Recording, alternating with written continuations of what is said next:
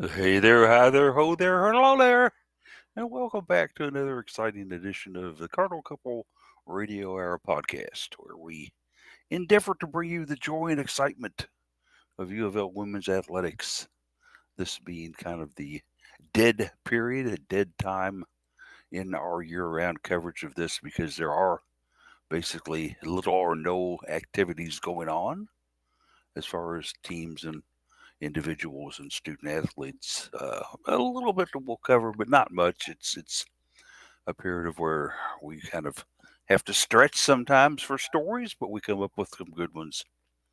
And today it's going to be Jeff and I up here in the in the internet. Uh, Cases. I don't know where Case was. Did you He said see he had that? like a sore throat and was having trouble speaking without pain. Oh, So, okay. I get it. So, Oh yeah, we don't want him on here in obvious pain trying to talk yeah. to us and everything. So We don't want him making us sick. No, wait, that doesn't work across the internet. it's what are these microbes coming through my headset? Yeah. Uh, so hopefully, Case, if you're listening, we hope you're feeling better and get well soon. I think that the last I saw, Jared was going to Cave City, of all places, to Yep. attend a wedding. Yep. I'm not sure if the wedding was in a cave or whether it was just in the city or what was I going don't know. on. Probably not. And I'm not gonna, I'm not gonna ask. But I've been to Cave City before. There's a lot of fast food places in Cave City, Jeff, You really are. It's all like trying to capture business that's coming out of Mammoth Cave, right? and off the interstate as well. Yeah, Yeah, I have to interstate as well. Yeah, but kind of, little bit of both. but it's Yep. if you've ever been to a fast food place in your life, there's probably one in Cave City that's exactly like it. You know, True. I Very think true. they've still got Burger Queens down there. And no, I'm I kidding. don't think they do. No, But yeah. I don't think there are. Any. But then, yeah, it's a. So anyway, hopefully he's having a good time down there. And then Daryl is not with us today. Daryl had something going on, house related. I think she said. Was it that or the bats in town? She's involved in that. Or are the Bats playing this weekend? Because she wrote I this don't week, know. and normally she does not write as a rule I don't know. I when don't the recall what she said. So, when the Bats but are around here. yeah. So, but anyway, so it's Jeff and I to carry it on today. We're going to cover a few things that have happened this week for you. Certainly, one of the things that we'll get into is a change in our format after much kind of debate and deliberation with myself and I and the carpet. We So, came up with the conclusion that I just don't know if scheduling and Twitter information is relevant anymore for this certainly broadcast. not in the summer. Yeah, Yeah. and so I was hoping you'd kind of agree on that. Yep. So we're going to kind of set that up on the shelf there and Yep. put that I aside think for a maybe while. in the fall we bring back scheduling. But yeah. Yeah, perhaps in the fall when there's like the full thrust of things are Yeah. going on, and we've got volleyball, we've got things going on with field Yeah. hockey, and we've got things Soccer going and on with field women's hockey. soccer, and yeah, Yep. everything else. Yeah, we'll try to keep you up on that. I think as best we can, but and the Twitter information, I don't know. There's the or X now, whatever you want to call it. We'll call Yeah. it something else next week, I'm I'm sure. still calling it Twitter. I don't And dead name things generally, but this one I am. it's Twitter to me too. Yeah, that's Yeah. the way I refer to it. So uh, I think there's a new name for Facebook too in there or something. I don't use that either. Uh Maybe. Facebook is still Facebook as a service, but the company name is Meta. Okay. All right. Yeah. And then, of course, I think most of us are on Facebook as well as Twitter too. But I if you I want us, am go not. look for us. We're Well, not going to give you the yeah, information. I have a profile, but I haven't touched it in a long, long time. And I don't keep I keep mine up a little bit because of a group I'm in that likes to know how I'm doing and stuff. And it's also lucky enough to be friends with the Mayor Abramson's wife, the Madeline, in that group, Hmm. and she talks to me quite often about things. And I kind of get some insights into what's going on in their minds these days. Fun. Nice to talk to her. Wonderful lady. And if you ever get a chance to meet her, or if you ever want to meet her, just let me know. I'll introduce you to her at a game or something. She's Yeah. top notch, as they say, top notch. But other than that, we've got some other things happening as far as updated news, and I don't think UofL has even brought this one out of the closet yet and thrown it into the front lawn. That we understand that Jeff Walls, my friend, is getting ready to add to his staff, and What we hear. this is the Rumors, rumor that but we've got. yeah, nothing official on it, but Yeah, yeah. no official announcement on the Go Cards page or from the basketball program, but due to a source we have on campus, we understand that the illustrious Amanda Butler is now on campus and will be joining Jeff Wall's staff. Most of you out there listening probably vaguely remember Amanda Butler. After all, she was the head coach at Clemson this past basketball season and did a less than probably acceptable job there, but she was trying the best she could with the program she had and what she had in store. Uh, Louisville scooped up a 5-star recruit that was headed to Clemson in Murray Berry, and shortly thereafter, Amanda Butler was let go of her contract at Clemson University. And so we turn the clock forward just a little bit, and 3 months later, she's now a Cardinal and is joining the Cardinals. Thoughts on this, Jeff? You know, it's this is not an uncommon pattern, and I'll refrain from making any comments about a Louisville men's head coach from the past, but because that's been fun to watch, but not on topic for us. But it's a common pattern. I remember what was her name, Linda Thompson, that was at NC State in volleyball, and parted ways there in a similar sort of form. And she came to Louisville to be a volunteer assistant for a year, and then went off and got a new position, paid position back in coaching on another staff, I think, as an assistant. uh, and this isn't uncommon. If people, if they stumble in a position, like, kind of take a step back and regroup. And so, not uncommon. And we see sometimes where maybe a coach maybe doesn't fit the role of doesn't do well in a head coaching position, but they're a very, very good assistant coach or associate head coach. So, hey, let's bring her in. Let's see how she does. We'll see how long she stays on staff. If she moves on, I'm not going to hold my breath that she's going to be around here a long time. But let's take a basketball mind and try and get what we can. The dossier or resume on her pretty much is that she was, of course, at Florida as the head coach of the Gators down there for a while, and then was terminated from that position with a bit of controversy as well. A lot of the fans did not want to see her go, but the Gators were not getting the results that the administration and I guess the head SID, the athletic director, whoever all was involved in the decision, wanted the program to have, and so she was let go. But did land at Clemson, came in and picked up basically a Clemson pattern of basketball that was in the dregs of horrible. It was not good at all. Right. They were having trouble getting people into Little John Coliseum down there. The recruit group was rough. They weren't getting in star players. They weren't basically. They were a member of the ACC in name only when it came to women's basketball, because you could just automatically Yeah. put a check mark by Clemson for a W anytime you played them. She came in and she kicked some butt. She took names. She got the fan base behind her 100%.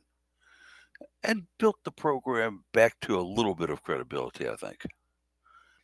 Uh, Certainly not up there with the Yeah, not a powerhouse team programs, yeah, that by we any know. stretch of the imagination, but Yeah, not like the Notre Dames or the Florida States or some of the other programs in the ACC in Louisville and Virginia Tech and schools that we all have kind of said, hey, this is basketball.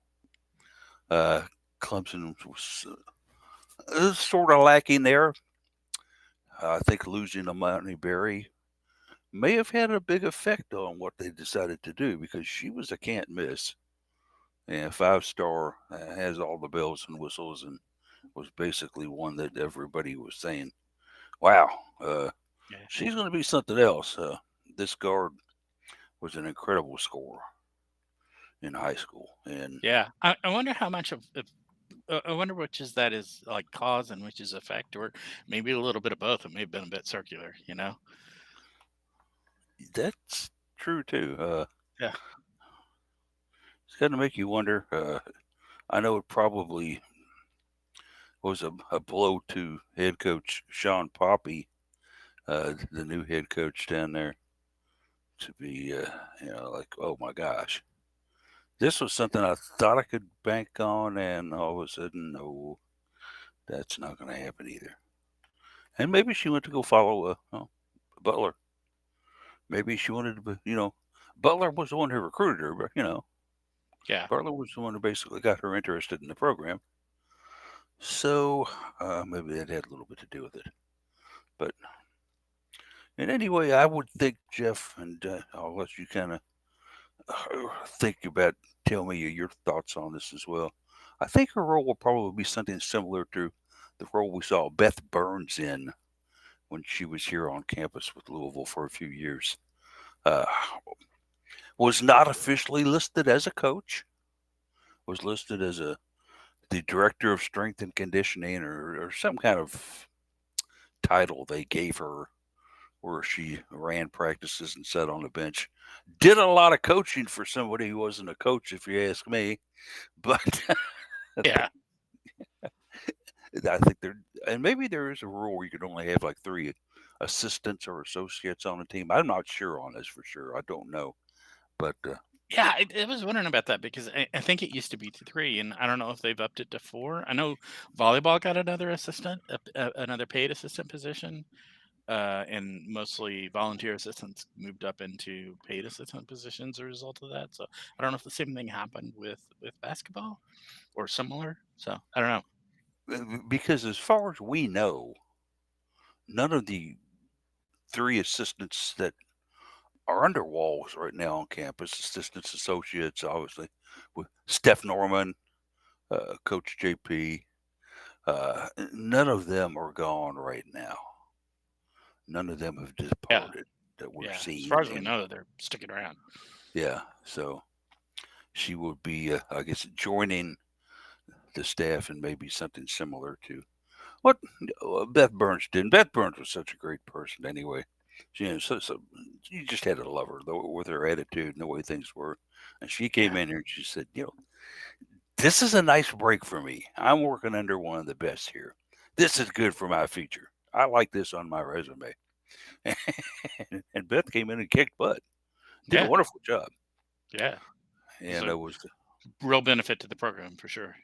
and she was always the one you saw like pregame when we would go down to the media room for pregame meals and stuff like that. And Beth would be popping off the elevator or walking through the concourse with 1 or 2 recruits and their parents, talking up the program, talking up the things that were going on. Always said hi to me. In fact, one time she came up and said, would you take these people to the media room and get them a meal, Paul? I said, well, I'd love to, coach. She goes, I will be back in 5 minutes. Turned out the door she went. I'm like, hey, how's it going? Hey, nice to meet you. Hey, how are you? Good, good. Nice, fantastic. Yeah. Well, what's the name again? Inksler? Yeah, Emily yeah, Inksler. Nice to meet you, Emily. yeah. Nice to meet you, Mr. and Mrs. Sengler. Welcome to Louisville.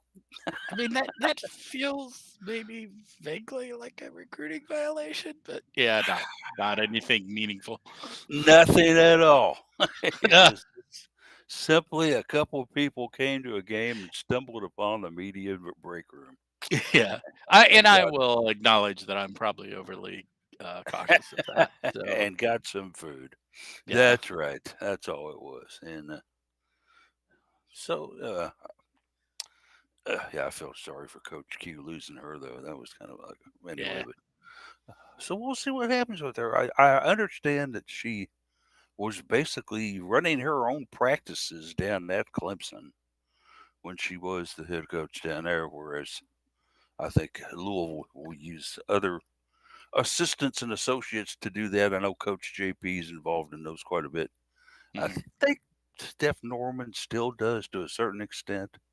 hmm Uh, I know they hand off like they trade off like scouting duties for like oh yeah, scouting games definitely. ahead of play. Each coach on staff will have a game that they do and they rotate through them. So I presume she'll be included in that rotation. I would be thinking so. Yes, I would. Yeah, So definitely a good move for Louisville. Uh, Someone who has a wealth of experience in the basketball game. From what I understand, the players love her once they get to meet her and know her. yeah, She's got the kind of personality that just wins them over. yeah, And so good, good. We would think that Louisville might announce this Monday. We'll find yeah, out for sure, but you're hearing it here first. And if it turns out that it's the great hoax of 2024, we've got yeah, egg all over our face. But anyway, that's what we know so far. And we'll certainly wish her the best here in town and hope she has a yeah, great time and certainly helps add to the Cardinals program yeah. with the things that she can do. Speaking of assistant coaches, did we ever cover Sam Williams going to Mississippi State and joining Purcell? We did not in any article form, and I don't Yeah, believe I we mean did it's on.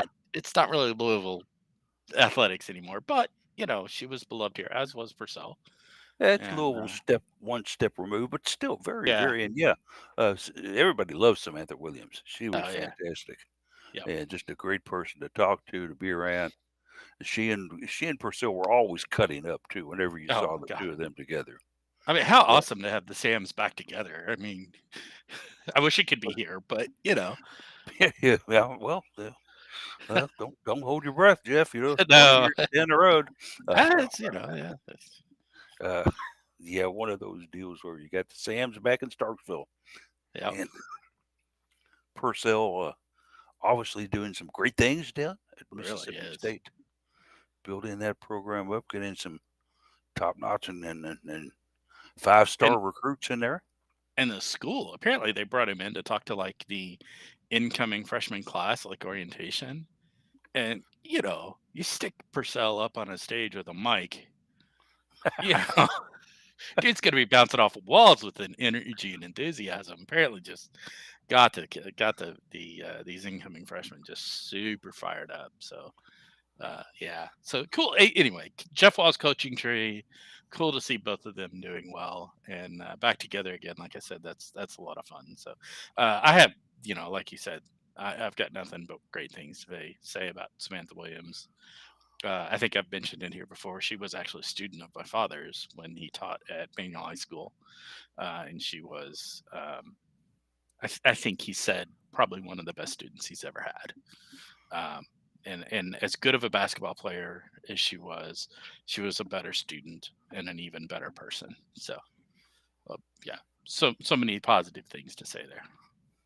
And when you So, could combine all those into one person and have the yeah, extra added benefit of having them on your side in your yeah, program, that's an even bigger plus. And certainly in the experiences I had with her when she was here, they were great as well. And I just remember the first time I interviewed Purcell on a one-on-one interview in his office, and I was thinking to myself, this guy's got no filter. This guy just lets it roll, and he can explode into so much stuff, but he's under Jeff Walls, so that's two type A personalities out there, kind of just butting heads a little bit and creating headlines. But Purcell did what he had to do. He kind of took a step back. He let Coach take care of business stuff Yeah. like that. But he was always there with the smile and the quick wit and everything else. And Yeah, I so, wonder how much working under walls allowed him to just let his energy and enthusiasm loose without having to worry about some of the more administrative things. oh, absolutely Because, so. like, that would be, I would love that. That sort of situation where, hey, let me just go do cool stuff and, not have to deal with all the administrative crap. So, yeah, He walks into her room. He goes, "Hi, I'm the assistant coach here. I have no official duties. Nice to meet you." yeah, But he was a great guy for Louisville, and certainly we'll miss him. We do miss him already, but we certainly hope him the best down there. And the good thing about Mississippi State, you know, they get to play Kentucky a couple times each year, and we just hope that they beat those right. kitty cats backside every time they do.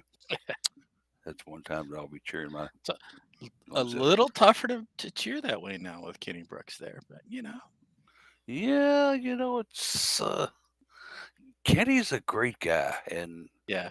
I mean, it's still I, Kentucky. I I'll still cheer against them for the most part, but at least if they're playing us. But yeah, he's a good guy. I've had some great conversations with him at ACC tournaments when he was down at Virginia Tech. Just a wonderful guy to talk to, a wonderful guy to listen to post game and to ask questions to. Certainly a guy who uh, I think looked at where he was at and looked at where he could be and Yeah, said to himself, this would be a step up for me, and it would be certainly where I would be in what many perceive to be the program in yeah, the state. We don't hear, obviously, but a lot of people do consider Kentucky to be the university and the program of the state. And certainly he was, I'm sure they probably put a couple extra coins in his slot to have him yeah, come. yeah, oh yeah, no doubt. And come. that may be the thing is I think that some very similar sort of thought would be not necessarily about Kentucky being great, but whether he had topped out at Virginia Tech. And I think probably he had. I don't know that too much about the environment at Virginia Tech, but I can't imagine that they're gonna support women's basketball to the degree that Kentucky does. Yeah, with Kitley, of course, being gone, Right. and I think a Moore transferred, if I remember correctly, to Kentucky to play for him there out of Hmm. Virginia Tech. Yeah. Yeah, that program's basically back down to where the cupboard is empty now, and somebody Yeah. needs I to don't, go yeah. shopping. Yeah. Don't know if it's empty, but certainly less full than it was. Yeah, Yeah. Two but great talents there that are. Yeah. yeah, and Moore's going to give us headaches Uh at huh. Kentucky, as Yeah. she did when she was at Virginia Tech. Yeah. It's a And very fine player. a good player, an Aussie who is certainly basketball savvy and definitely knows how to win over and charm a media. So good connections up there for those two. But looking at some stuff going on with the cards here a little bit, we do have some participants in the NCAA track and field championships that are going on right now, Jeff, up in Eugene, Oregon. Yes. Jade Ulrich is competing. She still has another event. The discus, and I think we had some others, and I have not seen information on what their situation is on the events that they have or maybe have not yet competed in. As far as Ulrich goes, she will throw again today. This Mhm. time she will be throwing the discus on Thursday. Was it Friday? No, it's the Thursday, I guess. Yeah. Thursday, she threw the shot put and came in fourth overall against the competition in the NCAA field. Uh, her toss was almost close to a personal best, but when you take a look at the toss Yeah. that won this thing, It's like 2 and meters further. I had to blink and see, did I read this right? Yeah. There was a young lady named Jada Ross from Oregon who threw that round little ball over 64 feet, Jeff. Over 64 feet. Wow. And Jaden's best throw at U of L was close to 59, but not quite there. Yeah. So you're talking, think about that, 16 more feet. That's amazing. That's Yeah. amazing. Yeah. And she Yeah. set a record of 20 feet earlier in the season. So it's a long, as his case put in his article, it's a long way to throw a heavy ball. And it is indeed so. Congratulations to Jaden for coming in fourth. That made her an All American, according to Mhm. the standards that they give out for that first team All American. And then, of course, today in the discus, an event that she's also very, very good at.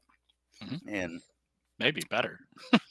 yeah, could be better in that. The Yeah. throws will start, I think, today around 5 o'clock this afternoon. That's Eastern Standard Time. Yeah. As far as coverage goes, I know the NCAA is running stuff on their website. I don't know if there's any linear TV or not Yeah. I on mean, these. ESPN may pick up some of it, but I suspect if you get track and field coverage on ESPN, you're mostly going to get track. Yeah, and mostly men too. Probably. Yeah. It's just the way it works, but that's Yeah. why they do that. Also taking part in activities on Thursday night for the Cardinals was Natalie Lark. Natalie is a pole vaulter. Unfortunately, she could not get a recorded vault due Yeah. to errors in trying to complete a vault, and so there was Yeah. nothing registered for her. Pole vault is kind of weird in that, like you don't have to jump at all the heights. You can wait before you start. And like it's I guess it's a kind of playing the game of not wanting to do a bunch of jumps before and wear yourself out before you get to the higher heights, but also, not waiting until you can't clear the height that they're on. Like it's just kind of bizarre that they're allowed to do that. So I don't know. Is high jump the same way? Can you do that in high jump too? I don't know. I when I did the high jump, I only did it for 1 year, Yeah, and basically we all just had to. It was cookie cutter lineup. All right, yeah, number 14, you're up, yeah. and they had it But you set at. but you couldn't wait and say, "Oh no, I can clear that easily. Let me Yeah, wait to you the could next not height." pass and say, "I pass on Yeah, this height." Oh no, yeah. you don't, It's son. Stand up there and that's run. it's just weird to me that pole vaulting allows that. But And maybe it's got something to do with they have done like in past events and meets and stuff like that, where they kind of look and say, "Oh, well, shoot, look at this. She cleared this back in da so she won't have to clear it here. She can yeah, wait till the next level up." but it's the player's choice. Yeah, it is. It's the athlete's choice whether to do that or not, which is just, I don't know. It's bizarre, but And the NCAA can kind of nod their head and say, "Yeah, that's fun. yeah. Go right ahead." Well, and it's beyond just the NCAA. It's just pole vaulting in general, even internationally. That's it's I don't know. It's just bizarre that this whole concept exists in the sport. But anyway, A difficult sport indeed. yeah, Uh, I remember being in kind of awe of the guys who could pole vault in high school because I did the long jump and the triple jump. But when it came to grabbing a pole and running down a runway and trying to launch myself into the air, I there's tried a twice lot and of failed tech, miserably. a lot of technique in it that There is is, yeah. not as much in the others, like the long jump and high jump and pull jump and all that. There is technique to those. Let me not like downplay that, but not to the same degree. Yeah, it's planting the pole correctly and getting the right elevation and kind of swing of things, and And when that you go up, pivot around to get, yeah, the then you because you're basically going up facing upwards, and then you have to, as you're going up, you're pivoting around while you only have the one pole to hang on to where you're facing downwards as you go over the pole. It's an incredible technique to get that right. So it is indeed, and I'd always admired the pole vaulters because they yeah, were doing something that I could not do, yeah, and it was fun to watch them. yeah, And you always prayed for a safe landing too, that they fell on all the foam rubber that was on the other side of the pole. Because coming down head first, yeah, you might want to end up in foam rubber. That would be good, not on grass. So, in any event, but she is back next year, so we're hoping that she'll be able to come back and not only qualify again, but get the right jump in and get herself on the board there and record and way things go for her. To come in up today, we have two more women that will be, well, actually, one more woman in two more sports. Uh, Soledad Jean in the high jump, oh and yeah, which is second event, the discus. And Soledad has had a very, very good season. She set a personal best in the NCAA East Regionals with a leap of 6 feet. And hey, that's pretty good. I'm 6'3", so she was almost clearing my height. Uh, Not bad at all for that particular event. And she is the only third Cardinal in the history of women's track and field to ever clear 6 feet. But comes into the yeah, NCAA seated 15th, Jeff.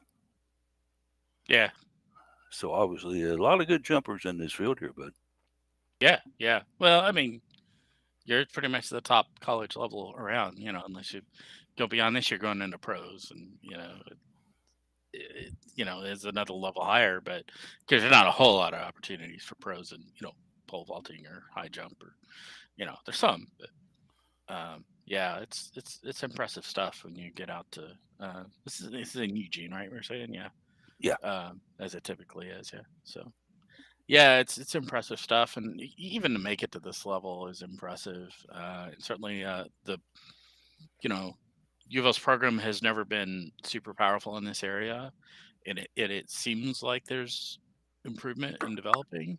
I don't watch it closely enough to be able to say for sure, but which is encouraging and exciting to see. Routinely sending a handful of people to this competition now, where I don't think we used to do that.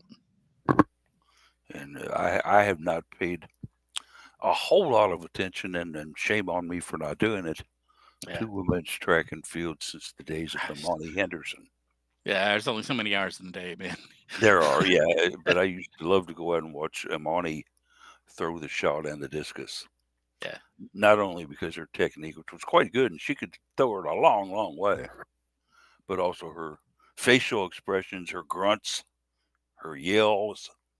I mean, this was just like an enraged housewife throwing dishes and candeliers at her husband. She took an aggression toward those two pieces of things yeah. that she could hurl and could send them a very long way too. So that was pretty cool. Uh, I think she also dabbled in the hammer throw too, Jeff, if I remember Probably. correctly. I suspect within the throwing events, you probably get a lot of crossover on Yeah, multiples. As we've seen with Ulrich doing multiple, that uh, I maybe 2 out of 3 of whatever. I don't know, but yeah. but Shot there put, hammer was throw, discus. Are there other throwing events? I don't know. javelin, of course, but Javelin is a little that's different. Yeah, slightly different in far as what you're doing with yeah. the It's also object. And only spring. They don't do that indoor for pretty good yeah. reasons. EMS report to section 111 stat. EMS to 111 is stat. Yeah. So we're going to keep an eye on those two and see how they do today in events. Let's hope that Ulrich can get herself maybe up there in in the top three or higher. Maybe just Yeah. come out and win That's this what it is. daggone Yeah, thing. What just the win it. heck, huh? Yeah. Go out there and win it, girl. Get another national champion. Yeah. I don't know if the Oregon girl throws the discus as well, but certainly Yeah. if she does, that might be something to worry about. Yep. The other things that are going on, we are say right now in kind of the lull of activities, but we have some listings on tentative plans on when activities may start. Daryl was nice enough, Jeff, to kind of go through this on her Friday article. Women's soccer will be starting in about 70 days from now, Hmm. and they still don't have a schedule out yet to look at, and it could possibly be one of those things where they are trying to arrange some last minute matches, and can't officially say this is it. They may have not received the ACC mandated slate of games that they have to play Yeah. yet as well. You would think they would have at this point, but maybe not. Addition of new teams, new schools can maybe shaking it up a little bit, but That is I don't the know. one that I had not even considered, but that's a very good point, Jeff. Yeah, Yeah. the addition of the three schools to the conference. That all of a sudden, yeah, that kind of puts a few more marbles in the sack there, and you've got to do some ducking and dodging here to coming all the way in from the West Coast to go to Boston College. It's certainly not an easy trip. Yeah. And while you're there, why not just do a couple events, maybe, so you don't have to make that trip every 2 weeks or so? Yeah. Yeah, I know they talked about doing that, trying to kind of cluster them a little bit, uh, to accommodate that travel, from East Coast to West Coast, so it didn't have to be done quite so much. So yeah, I don't know if that's Because how much they're gonna pull that off. yeah, when you take a look at the scheme of things, uh, I remember years ago we all laughed at the idea of uh, West Virginia joining the Big 12 Yeah. because of the schools they would have to travel all that way to go play. Yeah. But now you take a look at And what and, the and ACC, Rutgers. yeah, Yeah. Rutgers doing it too is also another kind of like, why did they want to go all the way out Yeah, there it's and a play? lot of travel for a school that doesn't have all that big of an athletics budget, but yeah. But now, yeah, we're faced with the and I think in the overview of this, sometimes we forget about the Texas school that will be joining us too. Yeah. SMU, yeah. And SMU is certainly a program that is rich in tradition and history in women's athletics. And they have turned out some very, very good softball teams, excuse me, in past years. Hmm. And some of the other things they've done, Jeff. Oh, SMU. I mean, football death penalty. I mean, that's an interesting historical footnote. I don't honestly, I don't know that much about their background. You mentioned softball. I'm actually not all that knowledgeable of that. I don't know where they've got decent basketball teams. They're not powerhouses, but decent.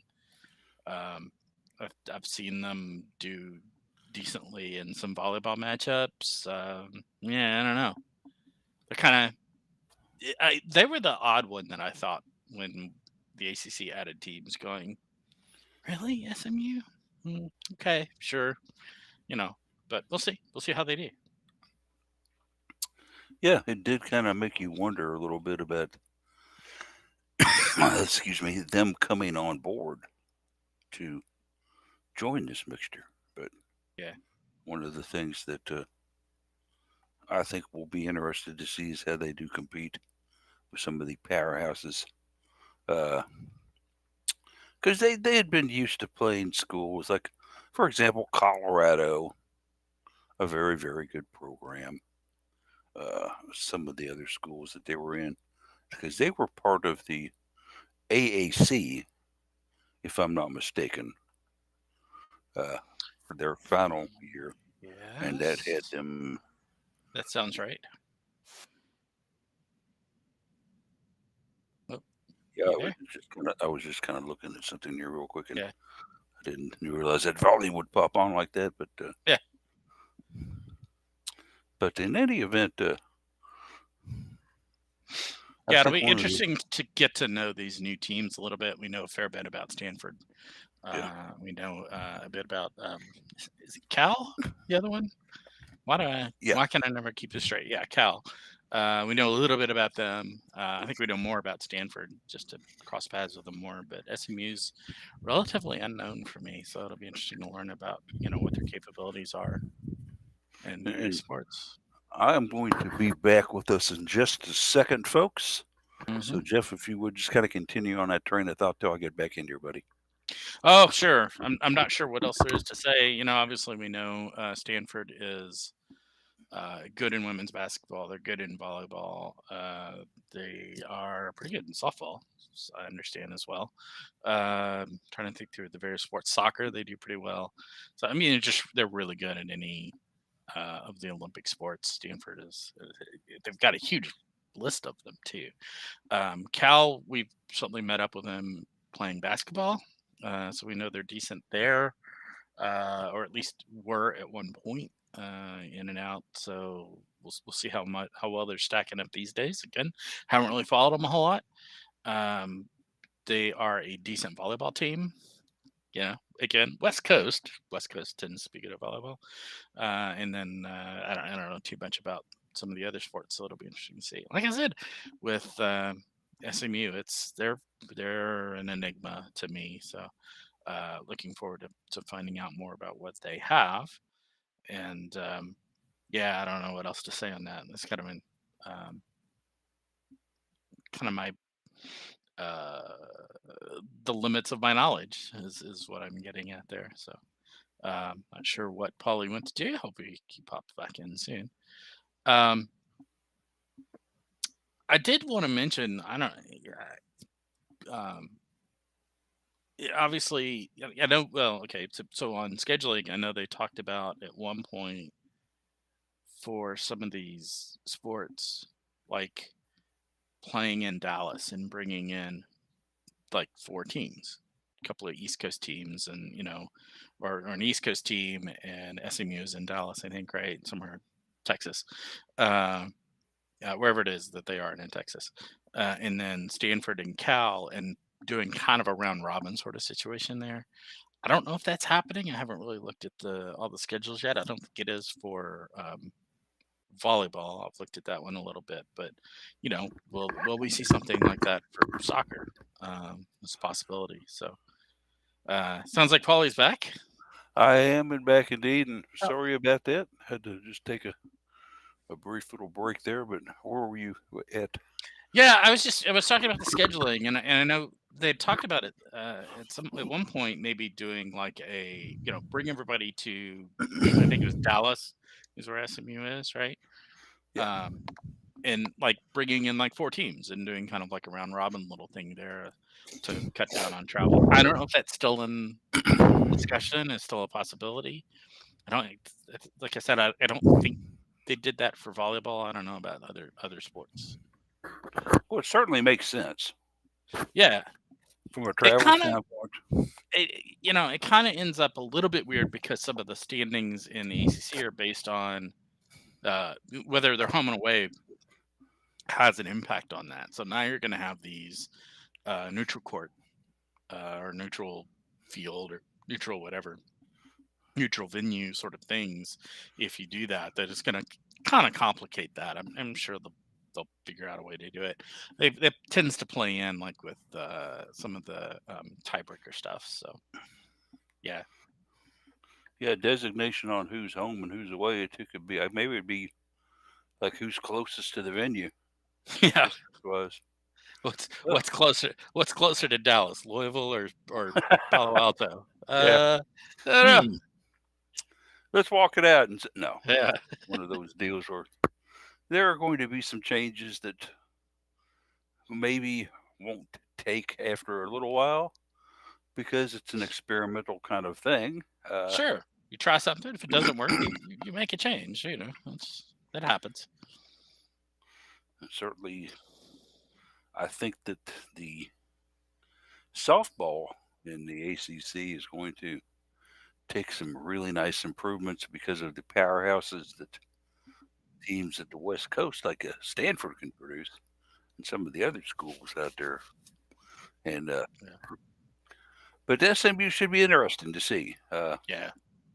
And I think that maybe their fan base is kind of thinking to themselves, we've seen a lot of stuff over the years here. Yeah. You Yeah. know, it's that time in the AAC, and then we got bounced over here, and then we were in that conference, and Yeah. They've got to think this is a pretty good situation for them to come into it. Although they certainly gave some concessions as part of it. Not pulling in revenue from it and stuff. I don't remember all the details of the agreement that they won't be getting some of the revenue from the ACC for at least a few years. So something like that. So yeah, still probably a good move for them. it's also, although they'll probably be able to keep them alive in some way, shape, or form, some of the traditional rivalries they had built over the years too with schools, like for example TCU. Yeah. The TCU SMU rivalry was always a kind of big one there, Yeah. with Texas Tech or Texas A&M, or Hmm. even the University of Texas, as well as Houston. So, Yep. changing times if you're a Mustangs fan, Yep. but I'm sure that you'll enjoy the increased level of competition that you'll be seeing, and also some of the more colorful coaches, especially in women's basketball. And I was just trying to remember, and I don't think I saw this earlier, who the head women's basketball coach is at SMU. I don't know. That might be a good one for me to research Yeah. real quick. Pull that up. Head coach, SMU. Hmm. Well, their website will Toyelle come up. Wilson, whoever that is. I'm so sorry, I don't mean to be slighting or anything like that, but I'm not familiar with her, so I don't know. Toyelle Wilson was named head coach in 2021. She was with Michigan prior to that as an assistant. So obviously some good breeding and Yeah. training there, up there. I just pulled up their roster. Their roster currently, yeah, it is weird time of year for this. Has 5 players on it. Yeah, I'm just taking a quick look here at Yeah. what you're looking at also. Yeah. five players. Bingo. I, And none of now them are over 6'1". that is listed as the 2024-2025. So Yeah. this, I don't know, maybe I get presumed they haven't added in like incoming freshmen and stuff like that. So It because they all looks had, to be juniors and seniors to me here with yeah, one sophomore. Yeah. Nobody taller than yeah, 6'2". it's like they had 13 on the roster last year. So yeah, Obviously, a lot of interesting. senior graduations and maybe uh, some players that may have jumped into the portal and said bye bye. Yeah, senior Uh, grad. Yeah, two Certainly, grad students last year, so they're obviously gone. Couple of seniors. Yeah, it was a yeah, program that interesting. was slightly under 500 Yeah, last season.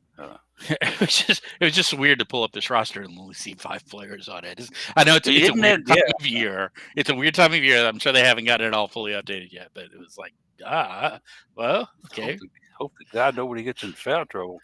yeah, No, obviously, no freshman added to that yet, but yeah, yeah, a program that was 14-16 last year. I think Baylor took it to them pretty good when they played earlier in the season, yeah, and then, like I say, in that kind of weird conglomeration that is the AAC, they were playing the Memphises and the Rices and the UABs and the other schools that Florida. I think there's Florida Atlantic and Florida or Florida Atlantic and South Florida are both in that as well. So certainly a conference that was Yeah.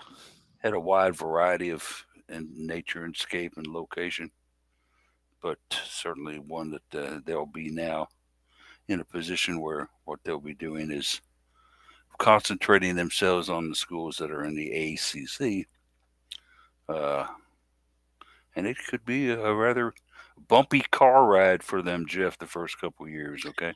Yeah, I mean, obviously, it's a big step up in level of play into the ACC. So we'll see what they, well, whether they can grow with it. Hopefully, they can. Obviously, that's the desire. Yeah, and certainly I'm sure there must be some excitement down there too about them pointing glowing. It's like we kind of did when we were all walking around thumping our chests saying, "Hey, we're members of the Big East now. Look at us, woohoo!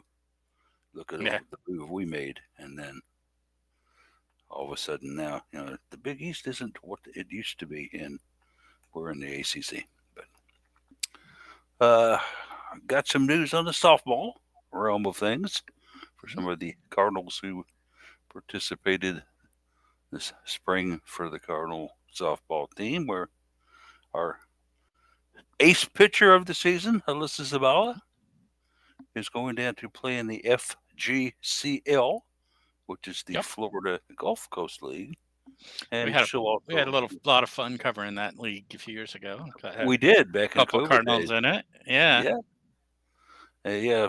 The sister combo was in there, and I can't remember who else was in there. yeah. I'm Oh, drawing a I'm blank. I stretching can my picture memory her, now. but I can't come up with a name. Yeah, but they had neat names like the River Box and everything else down there, Yeah, and there were some pretty cool schools. And these girls will be playing for the Manatee Impact. yep, And joining Alyssa Zabala is Katie Thatcher. Obviously, we know about Zabala and her exploits and the things that she did for us coming through it. I think it ended up with 18 wins. Uh, Certainly a fantastic pitcher who was sometimes out there getting pounded around, but still managing to keep the team together. yep. The Schindler sisters, you mentioned Riley and Yeah, yeah, Paige, and that's who it then was. also Jordan Wolf was the other one that year that we followed there. Yeah, I forgot all about Jordan. Yeah, I sure she did. did pretty well She was a good down one there. too. Yeah, she did pretty well down there. So yeah, we wish the best for these two going down and play there. Should be fun. And the Schindlers, of course, such a nice impact they had on Louisville. But we'll Yeah, see what happens. Thatcher didn't really come on for Louisville that much until the kind of end of the season. Holly had her kind of starting out as a pinch hitter, sometimes I think infielder role, and yeah, so we didn't know a whole lot about her yeah. at first. Responding a little bit to some injuries that happened to some other players, bringing her in as kind of a bringing on at that point. So Yeah, it's a reserve role, but certainly did some good things, and certainly had a huge home run against Duke. I do remember that. And mhm, then late in the season, she actually said to coach, "Hey, I'll go out and play some outfield if you need me to play outfield. Send me on out there." So, no schedule on these yet. No type of streaming information on these yet. Nothing that we know about the Florida Gulf Coast League except they're back again, and we'll try to provide you with as much information as we can get on how these two are doing down there yeah, as they participate as members of the Manatee team.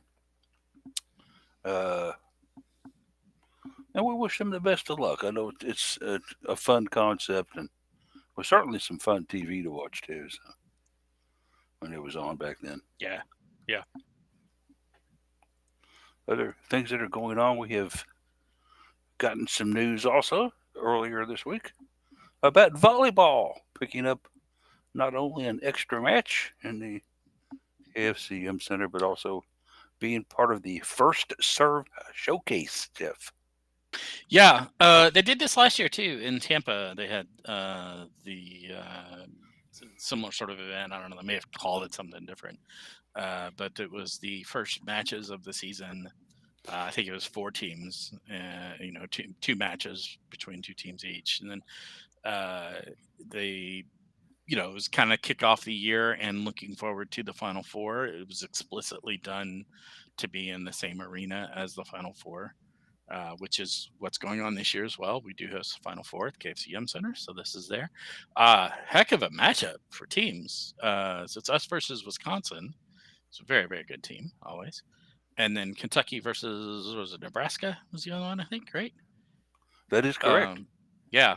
Of course, Nebraska will be back here in playing in the KFCM Center when we play them. But we didn't have Wisconsin on the schedule, so it's good to play them. And another really, really good team. Start the season off with a bang. We're actually because of that, we're starting the season off with two straight games at the KFCM Center because the opening match against Tennessee was there as well. So this is going to be certainly a huge event for the fans to get out and attend as well.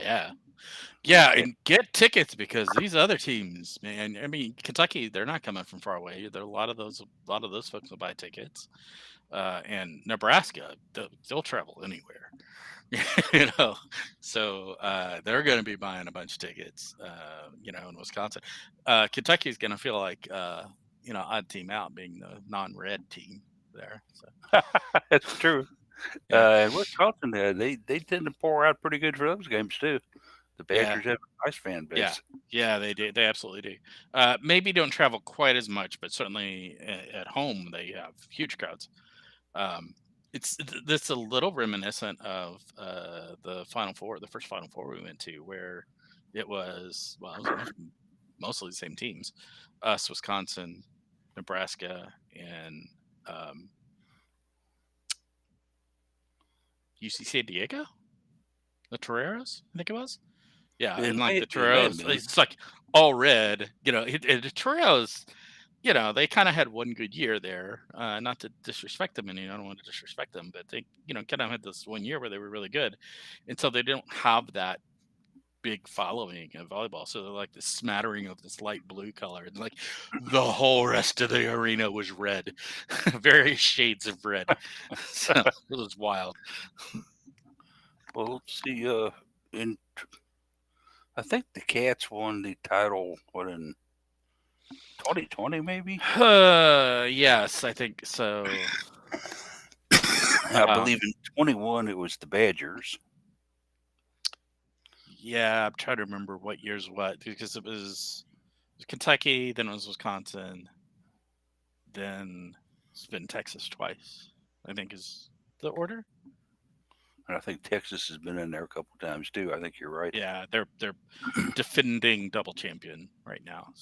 So, kind of interesting that they weren't included in this mix. But then again, who would you have replaced? Yeah.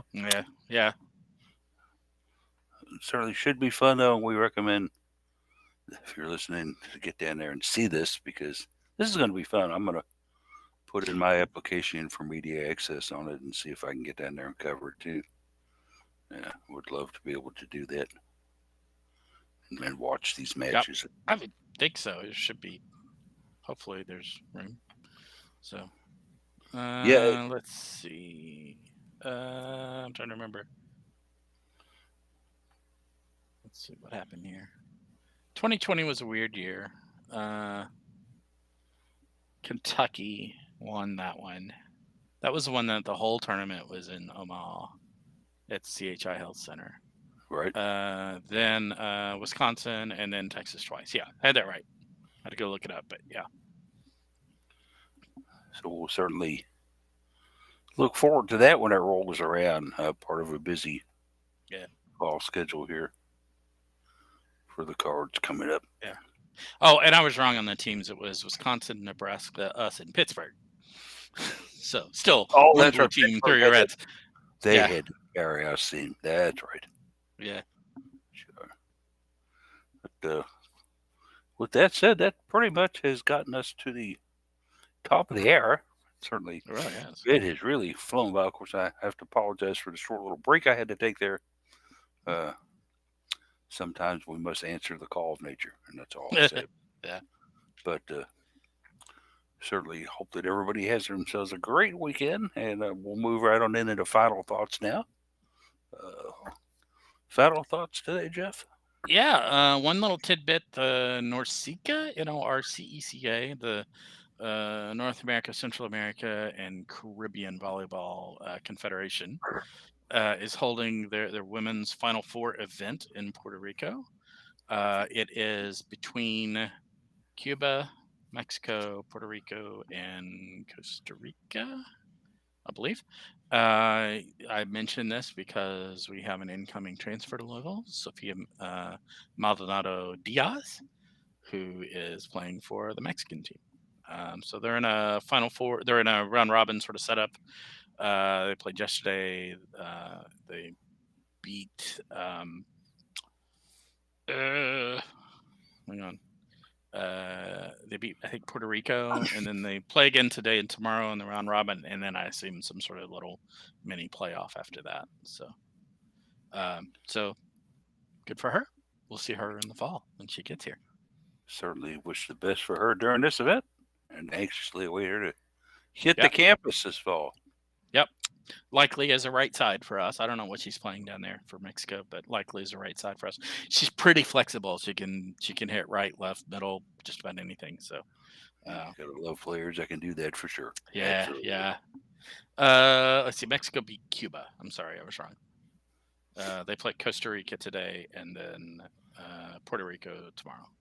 Any linear or any internet view on this? I'm thinking that's unlikely, but I don't know. I don't see any off the off of what I'm looking at here. Let's see, where's Bally Sports when you need them, right? No, no, just Yeah, kidding. who knows? The final thoughts out of me here. Just want to give kind of a shout out to that little buddy of ours, Dana Evans. She was such an inspirational and productive player here at Louisville, and you just used to love to see her go up and down the court and play the game. And she was having so much fun out there. Got drafted into WNBA. It was such a big thrill for her, although she really wasn't too happy with the start when she was at Dallas. But then Chicago traded for her and got her, and she began to slowly soar and improve and become something else up there with the actual sky. And it's been a good fit Yeah, this year. done well with it. Having, Hmm.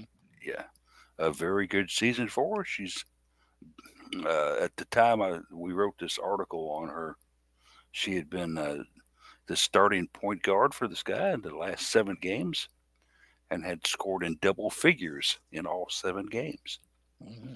The Sky did take a tough loss to Indy, 71-70, on weird circumstances there.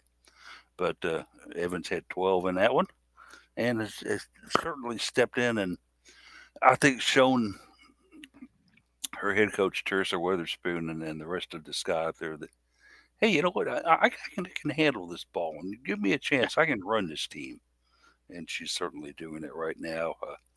At 3-4, okay, maybe not the best start so far for them that I was looking at, but they did beat the LA Sparks. And it's something pretty good there, and they're so we think they're that not they, exactly a high level team either. Aren't they yeah, like 10th? Yeah. yeah, the Sparks are kind of, but So Chicago's 8th in the standings, a little below halfway. The Michigan, or excuse me, the Washington Mystics are undefeated at this point. They haven't won a game yet, so that's yeah, frustrating. we ran a nice little article on Dana being a guest on Kiana Smith's podcast, and hopefully you Yeah, caught that. Uh, One of the things that we found out that her head coach Witherspoon told her was just, Dana, go out there and just do it. yeah.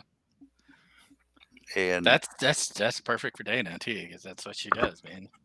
that She is makes it what, happen. when she said that, it was like a bolt of lightning hit me because I remember walking off the court with Dana when she was a junior, going over to her little corner to sign autographs at the end of a game. And you could tell she was a little bit down, maybe, and a little bit depressed. I said, Dana, just go out there and play your game. Go ahead and be you. And she kind of looked at me and goes, yeah, I really need to do that. Well, I'm not saying I made Dana Evans what she is today. No. That's good advice, though. But yeah, you could tell that she was trying to get too caught up in the X's and the O's and what Jeff Wallace was yelling every 30 seconds. And Yeah. she wasn't playing Dana basketball. And Dana basketball is react and create and produce. And she's doing a fine job with it in the WNBA right now. Certainly a team that kind of misses Candace Parker a little bit, you think, but they're still going to be pretty good. For sure. But that does it for us for another week here on the Cardinal Couple Radio Hour podcast. I want to thank everybody for tuning in and listening to us, and certainly hope the rest of your weekend goes well. To thank Jeff for making sure I didn't have to do this thing by myself today, and I wouldn't have known how to do that anyway. So enjoy y'all listening. We'll be back next week. We'll talk to you then. Everybody have a great rest of the weekend.